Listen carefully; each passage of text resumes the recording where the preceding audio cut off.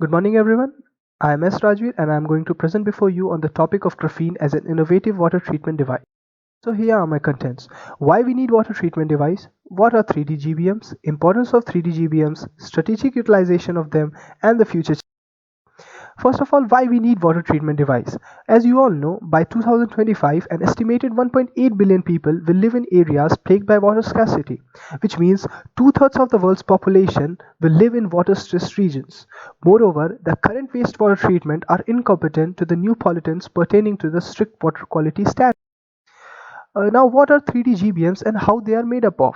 3D GBMs are nothing but a three-dimensional graphene-based macrostructure or a self-assembly of graphene or graphene oxides having large number of hydrophilic oxygenated groups, which helps in removing the organic pollutants.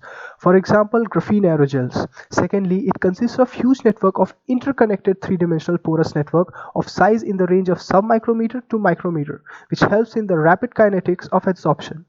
They are prepared by the self-assembly of graphene oxides followed by freeze-drying. The imbalance between the electrostatic repulsive force with the van der Waals force causes the self-assembly of graphenes. Now, importance of the 3D GBMs. They are easy to recover and recycle, which makes them a major merit of these three-dimensional nanostructure, which reduces the overall treatment cost of the process.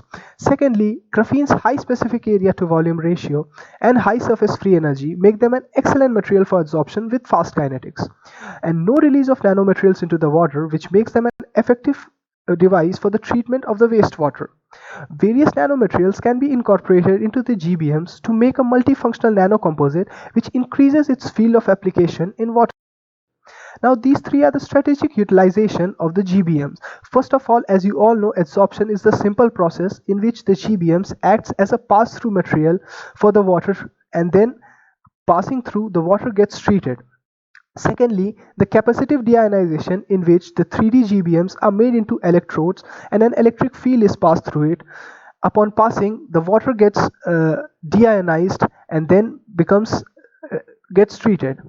Third, catalytic degradation, in which the 3D GBMs acts as a substrate for the catalysts used in the photocatalysis reaction and helps in the improvement of their properties.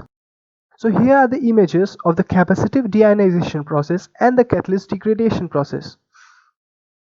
Now the future challenges. The use of chemicals like sulfuric acid and potassium permanganate in the manufacture of the graphene oxides pollutes the water. The production of 3D GBMs on a commercial level is still a challenge for us. And up till now, the study is restricted to certain areas only.